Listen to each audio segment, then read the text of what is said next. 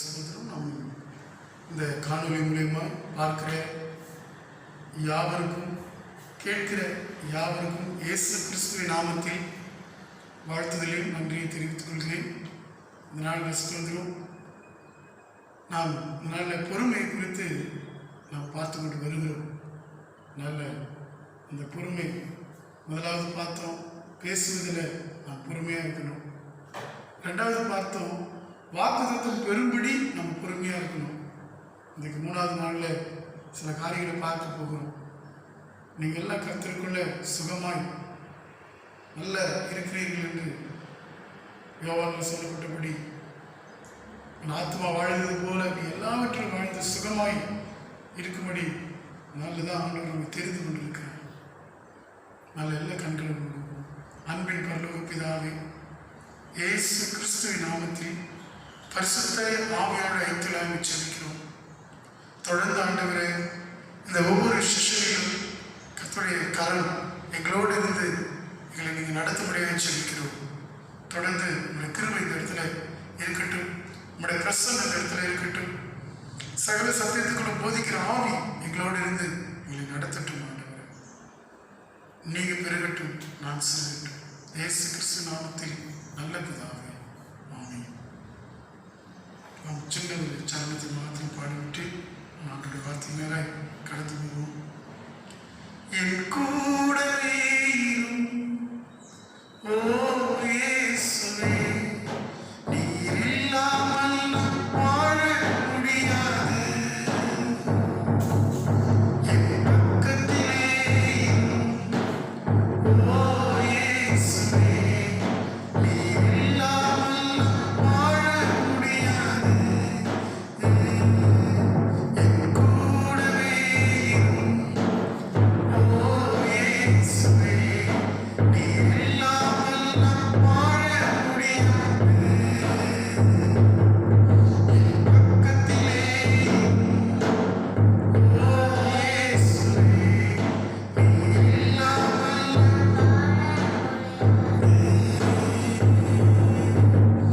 இருளான வாழ்க்கையிலும் வெளிச்சமானீரே, உயிரற்ற வாழ்க்கையிலும் ஜீவனானீரே. இருளான வாழ்க்கையிலும் வெளிச்சமானீரே, உயிரற்ற வாழ்க்கையிலும் ஜீவனானீரே. என் வெளிச்சமும் நீரே, என் ஜீவனும் நீரே, எனக்கெல்லாம் நீங்கதானப்பா. என் வெளிச்சமும் நீரே, என் ஜீவனும் நீரே, எனக்கெல்லாம் நீங்கதானப்பா. என் கூடவே இரும் ஓ இயேசுவே, நீர் இல்லாமல்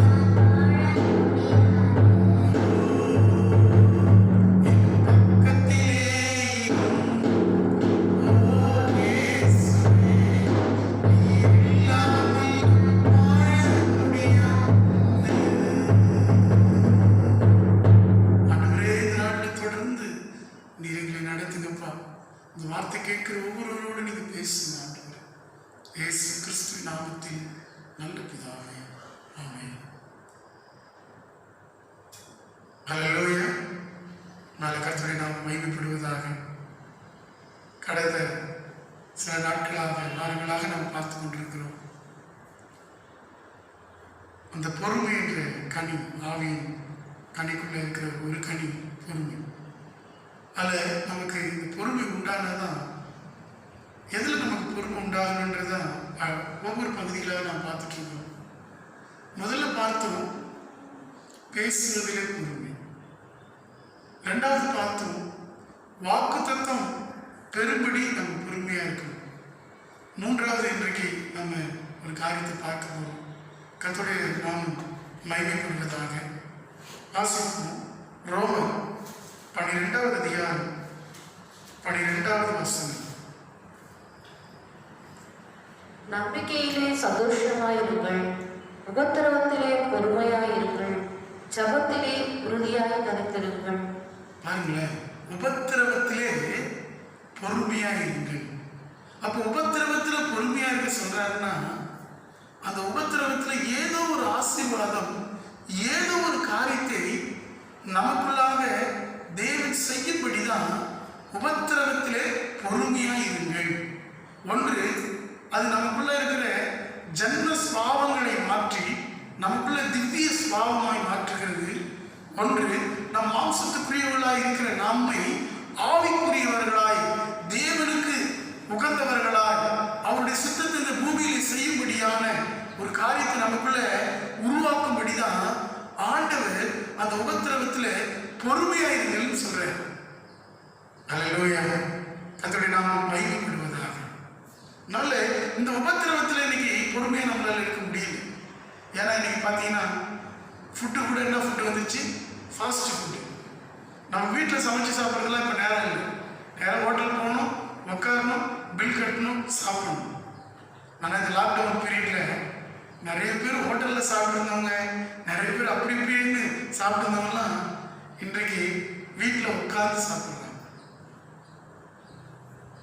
ஏன் நான் இது சொல்கிறேன்னா, நல்ல ஸ்தோத்திரம், அந்த வீட்டில் இருந்த அன்பு அங்கீகரிக்கும் அந்த சாப்பிடும் பொழுது உண்டாகிறது. இன்னைக்கு பாருங்க, சரீரத்தில் எந்த வேதனையும் இல்லை, எந்த காரியமும் இல்லை. வீட்டில் சமைச்சு பொறுமையாக நிதானமாக சாப்பிட்டு இந்த 42 நாள் 44 நாள் மேலே போயிடுச்சு. ஆனால் பாருங்க, எல்லாருக்கும் அந்த சரீரத்தில் சுகம் இருக்கு. நல்ல ஆண்டவர்களால் இந்த உபத்திரவத்தில் பொறுமையாக இருக்கு. இதுதான் நமக்கு பொறுமையே இல்லாமல் போயிடுது.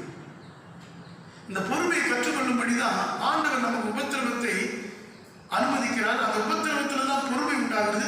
அந்த பொறுமையில தான் நமக்கு தேவன் வைத்திருக்கிற அந்த விலையேற பெற்ற ஆசீர்வாதங்கள், ஆவிக்குரிய ஆசீர்வாதங்களும் சரி, இந்த இம்மைக்குரிய ஆசீர்வாதங்களும் சரி நமக்கு உண்டாகிறது.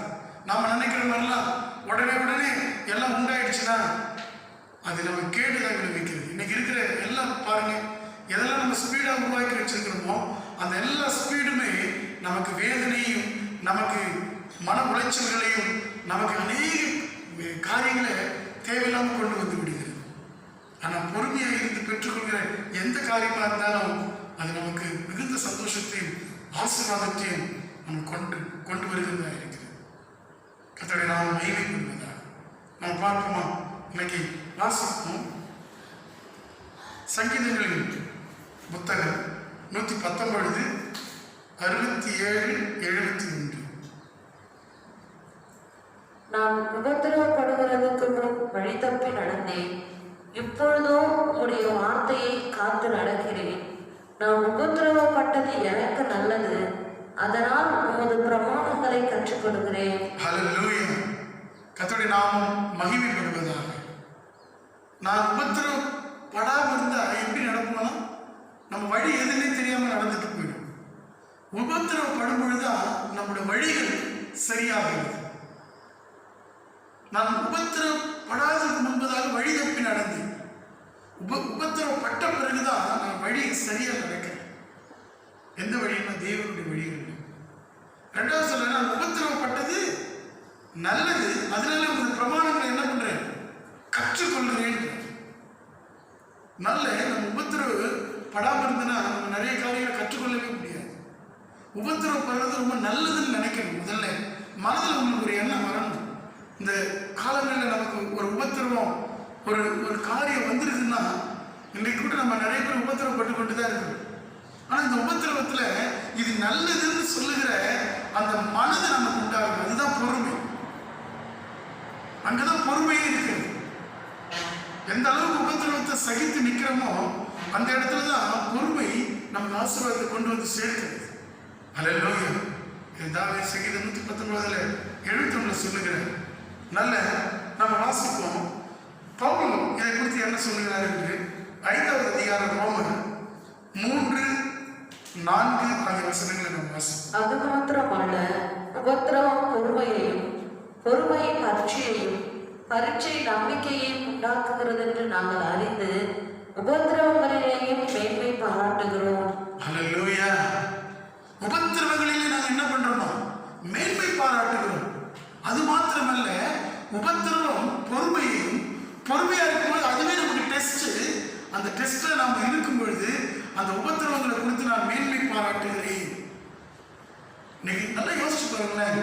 இன்றைக்கு உலகம் நமக்கு என்ன சொல்லி தருதுன்னா, சோதனை வேணாம், பாடு வேணாம், உபத்திரம் வேணாம், அப்படி லகுவா அப்படி சந்தோஷமா எல்லாத்தையும் பெற்றுக்கொள்ளணுன்றது தான் இன்றைக்கு உலகம் எல்லாவற்றிலும் கற்றுக் கொடுக்கிறதா இருக்கிறது. ஆனா நல்ல ஒரு தேவ பிள்ளைகள் நல்ல ஒரு உயர்ந்த ஸ்தானத்துக்கு போகணும், தேவனுடைய நாமத்தை நம்மிலிருந்து தேவன் மகிமைப்படணும் அப்படின்னு நினைச்சீங்கன்னா நல்லா பாருங்க. அது மாத்திரமல்ல, உபத்திரவம் நமக்கு பொறுமையும், பொறுமை நமக்கு பரீட்சையும், அந்த பரீட்சை தான் நமக்கு பாருங்க உபத்திரவங்களிலே நாங்கள் மேன்மை பாராட்டுகிறோம். பவுல் இதனால 13 நிருபங்களை எழுதி கமாலியின் பாதத்தில் பிடித்து மெத்த தேர்ந்த ஒரு ஆள் சொல்லுகிறார். அவருக்கு எத்தனையோ வழிகள் தெரியும், எத்தனை சாத்திரங்கள் தெரியும், எத்தனையோ காரியங்கள் தெரியும். ஆனா அவர் சொல்லுகிறார், நான் உபத்திரவங்களிலே மேன்மை பாராட்டுகிறோம். இன்னைக்கு உங்களுக்கு எனக்கும் இந்த நாட்களில் இருக்கிற இந்த உபத்திரவத்தை குறித்து நம்ம பெருசா கஷ்டமா நினைக்கூடாது. இதை நம்ம மேன்மை பாராட்டுறோம். ஆண்டவரே நமக்கு நன்றி செலுத்துகிறேன்னு சொல்லி நாம் மேன்மை பாராட்டுறோம். அதுல அடுத்த வசனம் வாசிங்க. மேலும் நமக்கு அருளப்பட்ட பரிசுத்த ஆவியினாலே தேவ அன்பு நம்முடைய இருதயங்களில் ஊற்றப்பட்டிருக்கிறபடியால் அந்த நம்பிக்கை நம்மை வெட்கப்படுத்தாது. அந்த நம்பிக்கை நம்ம வெட்கப்படுத்தாது. இந்த உபத்திரவங்களில் அவர் மேன்மை பாராட்டுறது நோக்கம் என்னன்னா, அவருக்குள்ள பரிசுத்த ஆவியானவர் எப்படி ஊற்றப்படுகிறார்? அந்த ஆவியானவர் அன்பின் ஆவியானவர். நம்ம பதில சொன்ன போல சொல்றேன், எந்த அளவுக்கு உங்களுக்குள்ள தேவனை கொடுத்ததான அந்த அன்பு அதிகமா இருக்குதோ அந்த அளவுக்கு நீங்க இந்த உபத்திரவங்களில் மேன்மை பாராட்டுவீங்க. ஏன்னா அந்த நம்பிக்கையை வெட்கப்படுத்தாது. ஏன்னா என் இருதயத்துல ஆண்டோடைய அன்பு ஊற்றப்பட்டிருக்குது. எனக்கு எது நடந்தாலும் அது தேவனுடைய இது இல்லாம இது எனக்கு நடக்கவே நடக்காது. அல்லேலூயா. அவர் அனுமதி இல்லாம யோபை குறித்து பார்த்து, யோபோட தேவனோட அனுமதி இல்லாம யோபை தொடல. ஆபிரகாமுக்கு தேவன் அனுமதிச்சுதான் எல்லாமே செய்கிறார். இதனால உங்களுக்கு எனக்கும் தேவன் அனுமதி இல்லாம எதுவும் நடக்காதுன்ற அந்த தெளிவான ஒரு விஷன், ஒரு வெளிப்பாடு நமக்கு இருக்கணும். அல்லேலூயா. அதனால அந்த இடத்துல பாருங்க, அந்த அன்பு என்னை வெட்கப்படுத்தாது, அந்த நம்பிக்கை என்னை வெட்கப்படுத்தாது. ஏன் நான் உபத்திரவங்களை மேன்மை பாராட்டின? என் இருதயத்துல பரிசுத்தாவின் ஊற்றப்பட்டு இருக்கிறார். கர்த்தருடைய நாமம் மகிமைப்படுவதாக. நம்ம வாசிப்போம். பவுல் இப்படி சொல்றாரு. எபிரேயர்ல திரும்ப இயேசு கிறிஸ்துவை குறித்து பவுல் எழுதும் பொழுது 2வது அதிகாரத்துல 10வது வசனம் நாம் வாசிப்போம்.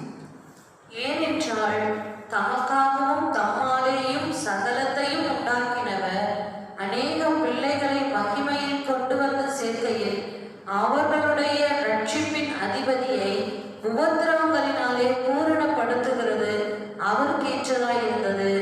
ஹல்லேலூயா. கர்த்தருடைய நாமம் மகிமைப்படுவதாக. அவருடைய ரட்சிப்பின் இயேசு கிறிஸ்துவே உபத்திரவங்கள் வழியாக தான் அவரே ஆண்டவர் பூர்ணப்படுத்தினார். அவர் தேவகுமாரன், ராஜாதி ராஜா. ஆனா அவரே இந்த பூமியில வந்து உபத்திரவங்கள் வழியாக தான், ஏன்னா அநேகர் மகிமையில சேர்க்கும்படி, அநேகருக்கு கற்றுக் கொடுக்கும்படி, அநேகர் தம்முடைய அடிச்சுவடுகளை பின்பற்றும்படி அந்த உபத்திரவங்கள் வழியாக தான் அவரை நடத்தி கொண்டு வந்தார். அப்படிதான் பூர்ணப்படுத்தினார். நமக்குள்ள இன்னைக்கு கூட அநேக இந்த உலகத்தின் காரியங்களுக்கு நம்ம கவலைப்படக்கூடாது. நம்ம ஆவிக்குரியவர்கள். நமக்கு உபத்திரவம் கண்டிப்பா உண்டு. உபத்திரவம் இல்லைன்னு சொல்லி யார் பிரசங்கம் பண்றாங்களோ, உபத்திரவமே இல்லை, உனக்காக சிறுவை எல்லாத்தையும் ஆண்டு செஞ்சு முடிச்சுட்டாரு, இனி நீ ஜாலியா இருக்கலாம், இனி நீ செய்யக்கூடிய பாவத்துக்கும் அவர் மன்னிச்சிட்டாரு அப்படின்னு சொன்னா அது போய். இந்த பூமியில உங்களுக்கு எனக்கு அவர் முன்மாதிரியை வாழ்ந்து விட்டு போயிருக்கிறார். ரட்சிப்பின் அதிபதியே அவர் உபத்திரவங்கள் வழியாக தான் பூர்ணப்படுத்தினார். இன்றைக்கு உங்களுக்கு எனக்கும் இந்த உபத்திரவத்தை ஆண்டு அனுமதிக்கிறார், சில காரியங்களை அனுமதிக்கிறாருன்னா நம்ம ரொம்ப அந்த டைம்ல அந்த கேரக்டர் அந்த ஸ்மால் ஃபார்ம் ஆகிறதுக்கு அதை ஆண்டவர் அனுமதிக்கிறார். நம்ம ரொம்ப அமைதியா இருந்து தேவ சமூகத்திற்கு காத்து பெற்றுக்கொள்ளணும். அதிலே பாருங்க, எபிரேயர்ல 8வது அதிகாரத்துல 8-10 வசனங்களை நாம் வாசிப்போம். அவர்களை குற்றப்படுத்தி அவர்களை நோக்கி, இதோ கர்த்தர் சொல்லுகிறது என்னவெனில், இஸ்ரவேல் குடும்பத்தோடும் யூதா குடும்பத்தோடும் நான் புது உடன்படிக்கையை ஏற்படுத்தும் காலம் வருகிறது. 5வது அதிகாரம் 8-10. அவர் குமாரனாய் இருந்தும் பட்ட பாடுகளினாலே கீழ்ப்படிதலை கற்றுக்கொண்டு தாம் பூரணரான பின்பு தமக்கு கீழ்ப்படுகிற அவரும் யாவரும் நித்திய ரட்சிப்பை அடைவதற்கு காரணராகி. ஹல்லேலூயா. கர்த்தருடைய நாமம் மகிமைப்படுவதாக. நல்லா பாருங்க, இந்த உபத்திரம் வரும் பொழுதுதான் நம்ம பொறுமையை இழந்துப்போம். இந்த உபத்திரம் வரும் பொழுதுதான் நம்ம நிறைய காரியங்களை இழந்துப்போம். ஏன் இந்த உபத்திரம் ஆண்டவர் நமக்கு அனுமதிக்கிறார்? ஏன் ஆண்டவர் நம்ம வாழ்க்கையில் கொண்டு வருகிறார்? அவர் பட்ட பாடுகளினாலே எதை கற்றுக்கொண்டாரோ? கீழ்ப்படிதலை கற்றுக்கொண்டு. இன்றைக்கு உங்களுக்கு எனக்கும் ஆண்டவர் அந்த உபத்திரவத்தை அனுமதிக்கிறார்னா, அந்த கீழ்ப்படிதலை எப்போ உருவாகுதுன்னா, நம்ம எவ்வளவு பொறுமையா இருக்கிறோமோ அப்பதான் அந்த கீழ்ப்படிதலே தெரியுது. கர்த்தருடைய நாமம் மகிமைப்படுவதாக. வாசிப்போம். இன்றைக்கு 2 விதமான கீழ்ப்படிதலை நான் உங்களுக்கு சொல்ல போறேன். அதுக்கு முன்பதாக அப்போஸ்தலர் 14வது அதிகாரம் 22வது வசனம் வாசிப்போம். சீஷருடைய மனதை திடப்படுத்தி விசுவாசத்திலே நிலைத்திருக்கும்படி அவர்களுக்கு புத்தி சொல்லி, நாம் அநேக உபத்திரவங்களின் வழியாய் தேவனுடைய ராஜ்யத்தில் பிரவேசிக்க வேண்டும் என்று சொன்னார்கள். ஹல்லேலூயா. சீஷர்கள் மனதை யார் திடப்படுத்தினார்? பவுல் திடப்படுத்தினார். என்னன்னு சொல்லி திடப்படுத்தினார்? நம்ம அநேக உபத்திரவங்கள் வழியாக தேவனுடைய ராஜ்யத்துக்கு போக முடியும். கேட்டுக்கு போகிற வாசல் வழி விசாலமும் விரிவாகவும் இருக்குமா? எப்படி வேணாலும் போயிடலாம் ஜாலியா. ஆனா பரலோகத்துக்கு போற வாசல் அப்படி கிடையாது. அது வழி இடுக்கமும் நெருக்கமா தான் இருக்கும். அந்த வாசல் வழியாக பிரவேசிக்க தான் உங்களை என்னை கர்த்தர் அழைச்சிருக்கிறார். இந்த வாசல் வழியாக போகணும்னா பொறுமை உங்களுக்கு எனக்கு வேண்டியதாக இருக்கிறது. இல்லைன்னா முடியாது. நல்ல கர்த்தருடைய நாமம் மகிமைப்படுவதாக. ஆண்டவர் சொல்லுகிறார். இதனால அந்த பவுல் ஆவியானவர் மூலியமா அவங்களை திடப்படுத்துகிறார். அந்த சபையை அநேக உபத்திரவங்கள் வழியாய் தான் நீங்க பரலோக ராஜ்யத்தில் பிரவேசிக்க முடியும். அதுக்கு அடுத்த வசனம் சொல்லுகிறார், வாசிப்போம். அல்லாமலும் அந்தந்த சபைகளில் அவர்களுக்கு மூப்பர்களை ஏற்படுத்தி வைத்து உபவாசித்து ஜெபம் பண்ணி அவர்கள் விசுவாசித்து பற்றி கொண்ட கர்த்தருக்கு அவர்களை ஒப்புக் கொடுத்தார்கள். விசுவாசத்தை பற்றி கொண்டு இருந்து விசுவாசத்தை ஜெபம் பண்ணி உபவாசித்து ஜெபம் பண்ணி காத்திருந்தாங்க. நீங்க இப்படிதான் இருக்கணும் அப்படின்னு சொல்லி பவுல் அவர்களுக்கு சொல்லி கொடுத்து விட்டு போகிறார். ஹல்லேலூயா. கர்த்தருடைய நாமம் மகிமைப்படுவதாக. நல்ல நம்ம வாசிக்கிறோம். இதனால ரெண்டு காரியத்தை இதனால நமக்கு பொறுமையை உண்டாக்குறது. 1 பேதுரு 2வது அதிகாரம் 18-19 ஆகிய வசனங்களை நம்ம வாசிப்போம். வேலைக்காரரே, அதிக பயத்துடனே உங்கள் எஜமான்களுக்கு கீழ்ப்படிந்திருங்கள். நல்லவர்களுக்கும் சாந்த குணம் உள்ளவர்களுக்கும் மாத்திரமல்ல, முரட்டு குணம் உள்ளவர்களுக்கும் கீழ்ப்படிந்திருங்கள். ஏனெனில் தேவன் மேல் பற்றுதலாய் இருக்கிற மனசாட்சி நிமித்தம் ஒருவன் அநியாயமாய் பாடுபட்டு உபத்திரவங்களை பொறுமையாய் சகித்தால் அதுவே பிரதியாய் இருக்கும். நீங்கள் குற்றம் செய்து அடிக்கப்படும் போது பொறுமையோட சகித்தால் அதனால் என்ன கீர்த்தி உண்டு? நீங்கள் நன்மை செய்து பாடுபடும் போது பொறுமையோட சகித்தால் அதுவே தேவனுக்கு முன்பாக பிரதியாய் இருக்கும். ஹல்லேலூயா. கர்த்தருடைய நாமம் மகிமைப்படுவதாக. பாருங்க, 18வது வசனம். வேலைக்காரரே, அதிக பயத்துடனே உங்கள் எஜமான்கள் கீழ்ப்படிந்திருங்கள். நல்லவர்களுக்கும் சாந்த குணமுள்ளவருக்கும் மாத்திரமல்ல, முரட்டு குணமுள்ளவர்களுக்கு கீழ்ப்படிந்திருங்கள். இங்கதான் நமக்குள்ள பொறுமை இருக்காது. நல்லவர்களுக்கு கீழ்ப்படியலாம். ஆனா முரட்டு குணமுள்ளவர்களுக்கு என்ன பண்ணுங்க? கீழ்ப்படிந்திருங்கள். நல்ல கவனிங்க. நீங்க ஒரு மாவு அரைக்கிறதுக்கு அரவைக்கு நீங்க போனா கூட சரி, அந்த இடத்துல கோதுமையை கொண்டு போயிட்டு நீங்க 2 பக்கமும் சொசொப்பா இருக்கிற அந்த மிஷின்குள்ள போடும்போது அது உராசும் பொழுதுதான் நமக்கு தேவையான நாம் சாப்பிடத்தக்க வண்ணமாக மென்மையாக இருக்கிற மாவு வருகிறது. அதே போலதான் நம்மளை ஆண்டவர் உருவாக்கணும்னா, ஆண்டவர் எப்படி உருவாக்குவாருன்னா, மோசே அவ்வளோ பெரிய கோபக்காரன் சாந்த குணம் மாறினார்னா அவனை ஆண்டவர் முரட்டாட்டமுள்ள ஜனங்கள் மத்தியில் வச்சுதான் அவனுக்குள்ள சாந்த குணத்தை கொண்டு வந்தார். அல்லேலூயா. இங்க பேதுரு சொல்லுகிறார், அப்போஸ்தலனாகிய பேதுரு, முரட்டு குணமுள்ளவர்களுக்கு என்ன பண்ணுங்க, நல்லவர்களுக்கு சாந்த குணமுள்ளவங்க மட்டும் அல்ல, முரட்டு குணமுள்ளவர்களுக்கு கீழ்ப்படிங்க. அப்படி கீழ்ப்படியும் போது என்ன நடக்குதுன்னா, உங்களுக்குள்ளாகவே அநேக தெய்வீக அந்த குணங்கள் கனிகள் உங்களுக்குள்ள உண்டாகிறது. அடுத்த வசனம், அந்த 19வது வசனத்துல நீங்க பார்த்தீங்கன்னா, ஏனெனில் தேவன் மேல் பற்றுதலாக இருக்கிற மனசாட்சி நிமித்தம் ஒருவன் அநியாயமாய் பாடுபட்டு உபத்திரவங்களை பொறுமையாய் சகித்தால் அதுவே பிரதியாய் இருக்கும். பொறுமையை சகித்தால் அதுவே என்னது? அந்த முரட்டு குணம் உள்ளவர்கிட்ட நம்ம பொறுமையாய் பாடுபட்டு சகிச்சு அப்படி காத்திருக்கும் போது என்ன நடக்குமா, அது தேவனுக்கு பிரியமா இருக்கும். தேவனுக்கு பிரியமா இருக்கும். ஏன்னா ரட்சிப்பின் அதிபதியே அவர் உபத்திரங்களை பூரணப்படுத்தினார்.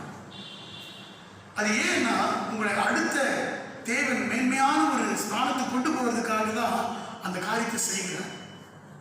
அதோட நாம் மகிமைப்படுவதாக, அது ஊழியமாக இருந்தாலும் சரி, அது வீடுகளாக இருந்தாலும் சரி, நம்ம தனிப்பட்ட வேலையாக இருந்தாலும் சரி, நம்ம ஒரு இடத்துல போய் வேலை செய்யறதா இருந்தாலும் சரி, நம்ம அப்படி பொறுமையோடு சகித்து காத்திருக்கும் பொழுது என்ன நடக்குன்னா, அந்த இடத்துல ஆண்டவர் நம்மை உயர்த்துவார்.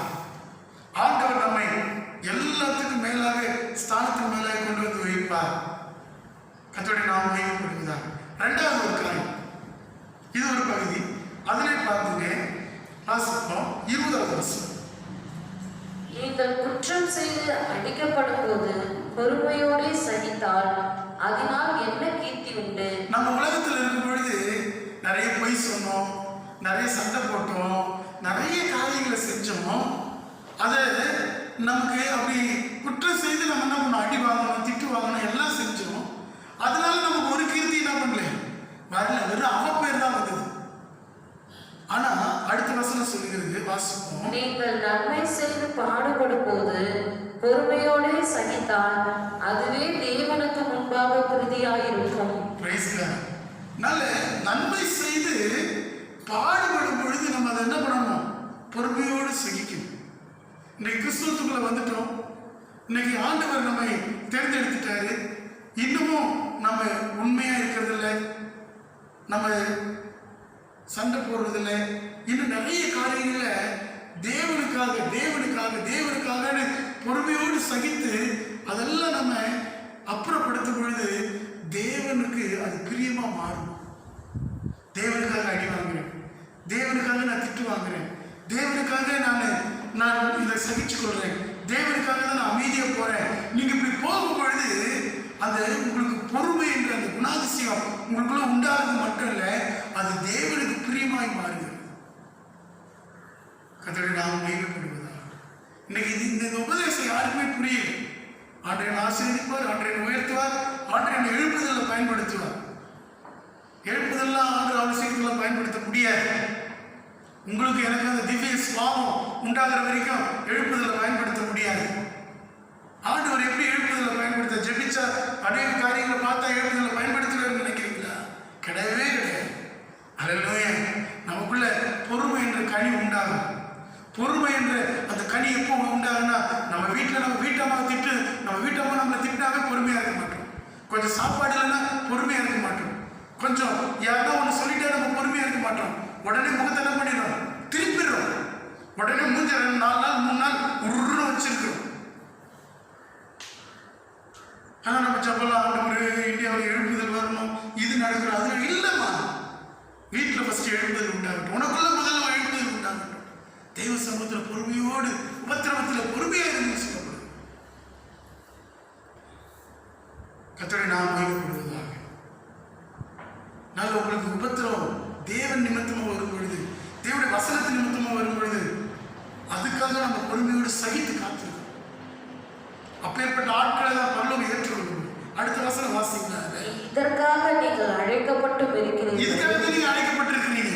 ஏனெனில் கிறிஸ்துவும் உங்களுக்காக பாடுபட்டு நீங்கள் தம்முடைய அடிச்சுவடுகளை தொடர்ந்து வரும்படி உங்களுக்கு மாதிரியை பின்வைத்து போனார். 22.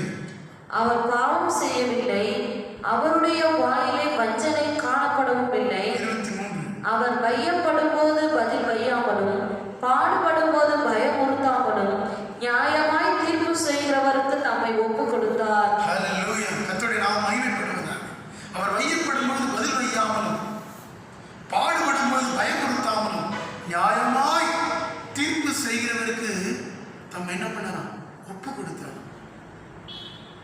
அவர் வாயில் இல்லை, அவர் பாவம் செய்யலை, அவர் வாயில் என்ன இல்லை, வஞ்சனையும் இல்லை, காணப்படவும் இல்லை. அவரே அப்படி இருக்கும் பொழுது அவரை பின்பற்றுகிற அடிச்சுவடுகளை, அவர் முன்மாதிரிகளை பின்பற்றுகிற நாம இன்னைக்கு எப்படி இருக்கணும்னு யோசிச்சு தயவுசெய்து நான் சொல்லுகிறேன். நீங்க நல்ல ஜெபம் பண்ணுங்க, 2 மணி நேரம் உலகத்துக்காக, தேவன் எல்லாத்துக்காக ஜெபம் பண்ணுங்க, ரொம்ப நல்லது. ஆனா இந்த காரியங்கள்லாம் உங்களுக்குள்ள உருவாகணும்னு அதிகமா ஜெபம் பண்ணணும். இதெல்லாம் இல்லாம நீங்க மேல பில்டிங் கட்டணும்னு ஆசைப்பட்டீங்கன்னா, அடித்தளம் இல்லாம எந்த வீடு கட்டப்படுகிறதோ அது மணலின் மேல் கட்டப்பட்ட வீடு. இந்த கிறிஸ்துவின் சுபாவம், இந்த பொறுமை தான் அந்த சுபாவத்தை கொண்டு வருகிறது. அப்ப நம்ம பொறுமையா இருக்கும் பொழுதுதான், அந்த உபத்திரமா வரும் பொழுது, நம்மளை திட்டும் பொழுது, நம்மளை உதாசீனப்படுத்தும் பொழுது, நம்மளை ஏளனமா பார்க்கும் பொழுது, நம்மளை அநேக இடத்துல நம்மை குறித்து தப்பா போய் சொல்லும் பொழுது, அந்த நேரத்துல நம்ம பொறுமையா இருந்து நீ எவ்வளவு செய், ஆனா நான் பொறுமையா இருப்பேன், கர்த்தர் என்னை உயர்த்துவார்னு சொல்லி நீ இருக்கும் பொழுது, எப்படி மனுஷகுமாரன் அடிக்கப்பட்டு 3ஆம் நாள் உயிரோடு கூட எழுந்து இன்றைக்கு பிதாவின் வலது பாரசத்துல பக்கத்துல அவருக்கு ஒரு ஆசனம் போட்டு அவர் அமர்ந்து கொண்டு இருக்கிறார். நல்ல உங்களுக்கு எனக்கும் இந்த வார்த்தை உண்டாவதாக. பரலோகம் எல்லாருக்கும் கிடையாதுங்க. நல்ல எழுப்புதல்ல நம்ம பயன்படணும். வரங்கள் வேலை செய்வாங்க. நீ உனக்குள்ள திவ்ய சுபாவம் இல்லாம வரங்கள் வேலை செய்யும். ஆனா நீ திவ்ய சுபாவத்தோடு இருந்தாதான் அந்த பரலோகம் உன்னை அங்கீகரிக்கும். பிதாவும் நாம் செய்கிற எல்லாவற்றையும் அங்கீகரிப்பார். அதுக்காக தான் இயேசு இந்த பூமிக்கு வந்தாரு.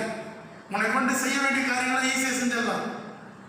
உனக்குள்ள சுகத்தை கொண்டு வந்துடும், உனக்குள்ள எல்லாத்தையும் கொண்டு வந்துடலாம். இன்னைக்கு நம்ம வரங்களை பார்த்து ஏமாந்து போயிடாது. தேவனுடைய கனிகள் நமக்குள்ள இருக்குதான்னு பாருங்க. இது உருவாகாம அது வந்ததுன்னா உங்களை அது அக்கினிக்கு நேராக கொண்டு போய் விடும். கர்த்தருடைய நாமம் மகிமைப்படுவதாக. வாசிக்கலாம், ஒரு காரியத்தை நாம் வாசிப்போம். வெளிப்படுத்தல் 7ஆம் அதிகாரம் 13-14. அப்பொழுது மூப்பர்களில் ஒருவன் என்னை நோக்கி, வெள்ளை அங்கிகளை தரித்திருக்கிற இவர்கள் யார்?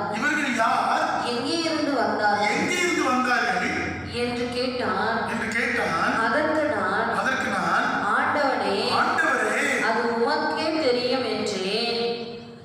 அப்பொழுது அவன், இவர்கள் மிகுந்த உபத்திரவங்களில் இருந்து வந்தவர்கள், இவர்கள் தங்கள் அங்கிகளை ஆட்டுக்குட்டியானவருடைய இரத்தத்தினால் தோய்த்து வெளுத்தவர்கள் ஆனபடியால் இவர்கள் தேவனுடைய சிங்காசனத்துக்கு முன்பாக இருந்து இரவும் பகலும் அவருடைய ஆலயத்திலே அவரை சேவிக்கிறார்கள். சிங்காசனத்தின் மேல் வீற்றிருக்கிறவர்கள் இவர்களுக்குள்ளே வாசமாய் இருப்பார். ஹல்லேலூயா. இவர்கள் யார்? எங்கிருந்து வந்தாங்க? அதுக்கு சொல்றாரு, இவர்கள் மிகுந்த உபத்திரவத்திலே. பரலோகம் ஜாலியா இருக்கிறவங்களுக்கு கிடையாது. என்னால ஜெபம் பண்ண முடியல, என்னால பைபிள் வாசிக்க முடியல, எனக்கு யார் சொன்னாலும் எனக்கு கோபம் வந்துருது, என்னால இதெல்லாம் செய்யாம இருக்க முடியல. இவங்களுக்கு அல்ல பரலோகம். உபத்திரவத்துல இதெல்லாம் சகிச்சு என் இயேசுக்காக நான் வாழ்கிறேன் சொல்லுகிறவனுக்கு தான் பரலோகம். அவர்களுக்குள்ளதான் நான் வாசம் பண்ணுவேன்னு ஆண்டவர் சொல்றாரு. இந்த பூமியில நம்ம செய்யறதெல்லாம் எல்லாத்தையும் ஆண்டவர் அங்கீகரிக்க மாட்டேன். ஆண்டவர் கேட்கிறார், கெத்செமனே தோட்டத்துல 1 மணி நேரம் ஆகிலும் என் கூட நீங்க ஜெபம் பண்ணக்கூடாதா? அவங்களாம் எப்படி இருந்தாலும் நித்திய மயக்கமா இருந்தாங்க. ஆண்டவர் 1 முறை வந்தார், 2 முறை வந்தார், 3ஆவது முறை போன்னு சொல்லி போயிட்டார். இன்றைக்கு பாருங்க, நமக்கு ஆண்டோட காரியத்தில் தான் உபத்திரத்தை சகிக்க முடியும். ஆண்டு ஜெபம் பண்ணதான் கூப்பிடுறாரு. உலகத்திலே ரொம்ப கஷ்டமான வேலை எதுன்னா இன்னைக்கு ஜெபம் பண்றதுதான். பாருங்க, இன்னைக்கு சர்ச்சுக்கு வந்தா தூங்கிடுவாங்க. இன்னைக்கு வேலை பாருங்க, நைட்டும் பகலும் இரவும் பகலும் செய்வாங்க. ஆனா சர்ச்சுக்கு வந்து என்ன பண்றாங்க? தூங்கிடுவாங்க. பாருங்க, தேவனுடைய காரியங்களை உபத்திரப்படுறதுதான் முக்கியம். தயவான கேட்கிறேன், இன்றைக்கு உன் ஜபம் எப்படி இருக்கு, வேத வாசகம் எப்படி இருக்கு? நான் அதிக வேலை செய்யறேன், அதிகம் போற வர, இதெல்லாம் நெக்ஸ்ட். முதல்ல தேவனிடத்துல ஜெபிக்கணும், வேதத்தை வாசிக்கணும், அவரோடு கூட பாடுகளை அனுபவிக்க நம்ம கற்றுக்கொள்ளணும். வசனத்துக்காக தான் வாழணும். நமக்காக ஒண்ணு வாழணும், நமக்காக ஒண்ணு இருக்கிற இந்த பூமியில. இன்னைக்கு நம்ம வசனத்துக்காக வாழணுமா, நமக்காக வாழணுமா? நீங்க வசனத்துக்காக வாழ்ந்தீங்கன்னா உங்களுக்குள்ள உபத்திரம் வரும். அந்த உபத்திரவத்துல பொறுமை உண்டாகும். அந்த பொறுமை உங்களுக்கு தேவனுடைய சமூகத்தில் நிற்கிற அந்த கிருபையை உண்டாக்கும். அல்லேலூயா. இஸ்ரவேல் ஜனங்களை குறித்து சொல்லும் பொழுது அவள் தேவனுடைய ஆலோசனைகளுக்கு காத்திருக்கல, பொறுமையா இல்லை. அதனால்தான் அவங்களுக்கு அநேக பாடுகள், அநேக காரியங்கள் வந்தது. கொஞ்ச நேரம் பொறுமையா இருக்க முடியல. நல்ல ஆதாம் ஏவாளை கூட பார்த்தீங்கன்னா, நம்ம தேவனிடத்துல உபத்திரப்படும்போது தேவனிடத்துல வரணும். ஆனால் நம்ம தேவனிடத்துல வந்து பொறுமையை காத்திருக்கிறது. ஆதாம் ஏவாளுக்கு பிசாசு பேசும் பொழுது ஆதாம் ஏவாள் பிசாசனத்துல எல்லாம் உண்மைன்னு சொன்னாங்க. புசிக்க கூடாதுன்னு சொன்னாங்க, தொடர்ந்து புசிக்க கூடாதுன்னு எக்ஸ்ட்ரா போட்டாங்க. ஆனா தேவன் வரும்பொழுது பார்த்தீங்கன்னா தேவனிடத்துல ஒரு உண்மையும் சொல்லல. பாருங்க, நம்ம யாரிடத்துல நம்முடைய காரியங்களை சொல்லணுமோ அவங்க இடத்துல சொல்ல மாட்டோம். யாரிடத்துல சொல்லக்கூடாது அவங்க இடத்துல சொல்லிட்டு இருக்கிறோம். இதுதான் நமக்குள்ள இருக்கிற காரியம். தேவ வசனத்தின்படி நமக்கு இன்றைக்கு அமரணும். அவருடைய வசனத்தை பொறுமையோடு காத்திருக்கிறவங்களுக்கு தான் அது பலன் தருகிறது என்று வேதம் சொல்லுகிறது. நல்ல அன்பு சகோதரனை சகோதரி, இந்த நாளில் உங்களுக்கு இந்த லாக்டவுன் நாட்களில் எல்லாம் கொஞ்சம் கொஞ்சம் வேலைக்கு போக ஆரம்பிச்சிட்டீங்க, கொஞ்சம் கொஞ்சம் இருக்கீங்க. ஆனால் இது முக்கியம் இல்லை.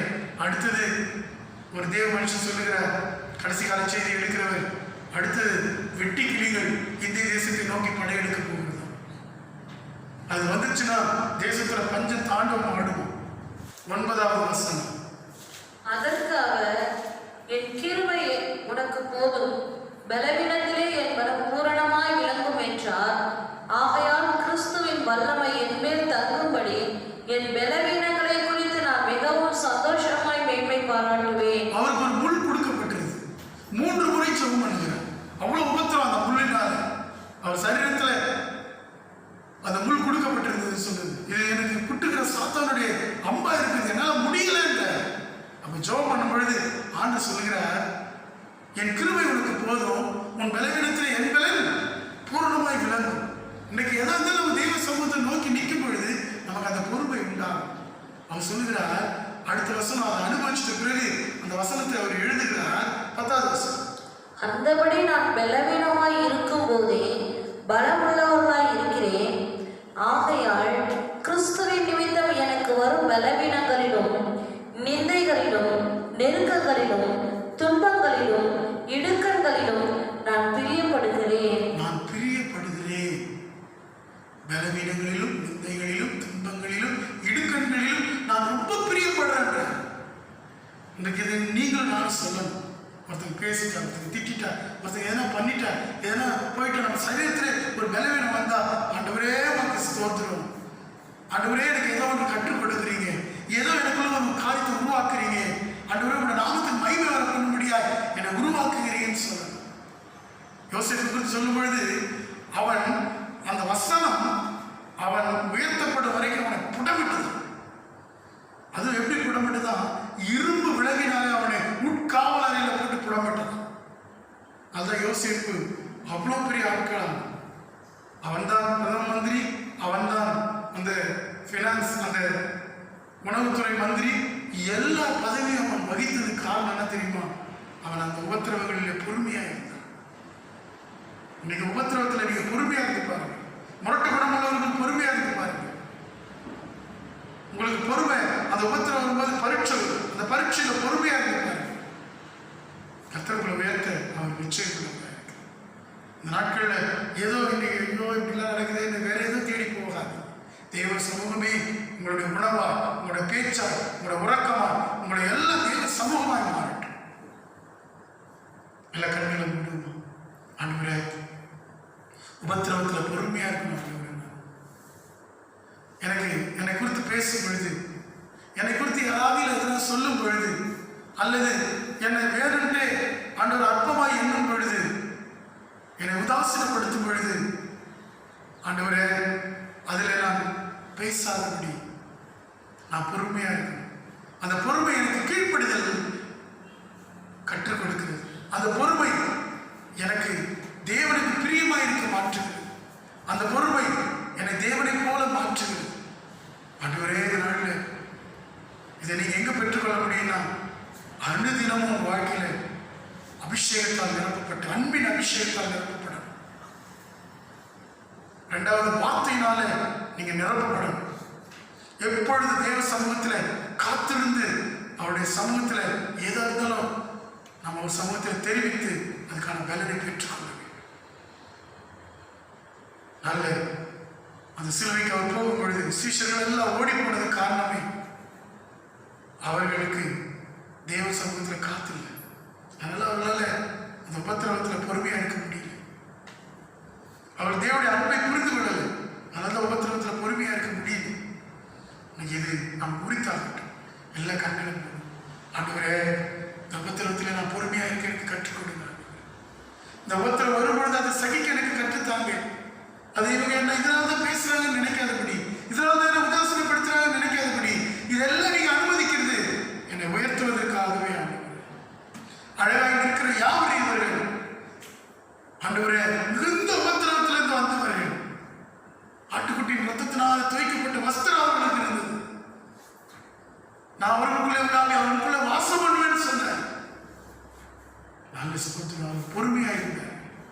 நான் ஆண்டவரே இந்த பொறுமை எல்லாருக்குள்ள உண்டாகட்டும், ஒரு தெய்வீகம் உண்டாகட்டும்.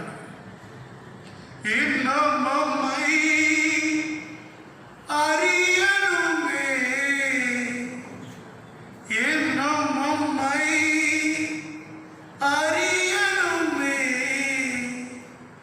இன்னும் கிட்டி சேரணுமே, இன்னும் கிட்டி சேரணுமே, பிரசன்னம் பிரசன்னம் தேவ பிரசன்னம். அப்படி நீங்க பாடுபடும் பொழுது, அப்படி நீங்க உபத்திரப்படும் பொழுது, உங்களுக்கு வலி உண்டாகும் பொழுது, உங்களுக்கு ரணம் உண்டாகும் பொழுது, அந்த நேரத்திலலாம் யாரும் உங்க கூட இல்லைனாலும் கர்த்தர் உங்க கூட இருக்கிறாருங்க. நீங்க உபத்திரவத்தில் இருக்கும் பொழுது கர்த்தர் உங்க கூட இருக்கிறார். என் மகன் என்னை போலவே அவர் உருவாகணும்னு நினைக்கிறாரு.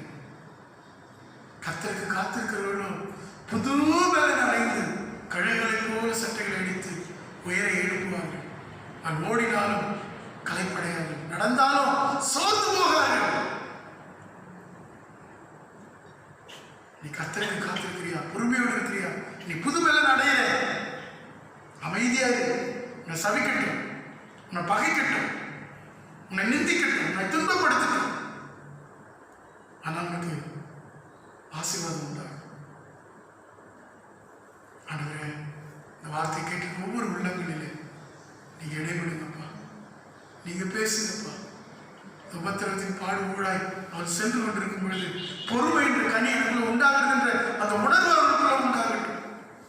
என்னை ஏதோ ஒரு உயர்வுக்காக என்னை இப்படி கர்த்தர் வைத்திருக்கிறார் என்று சொல்லி அந்த உணர்வு பரிபூர்ணமாக உண்டாகட்டும்.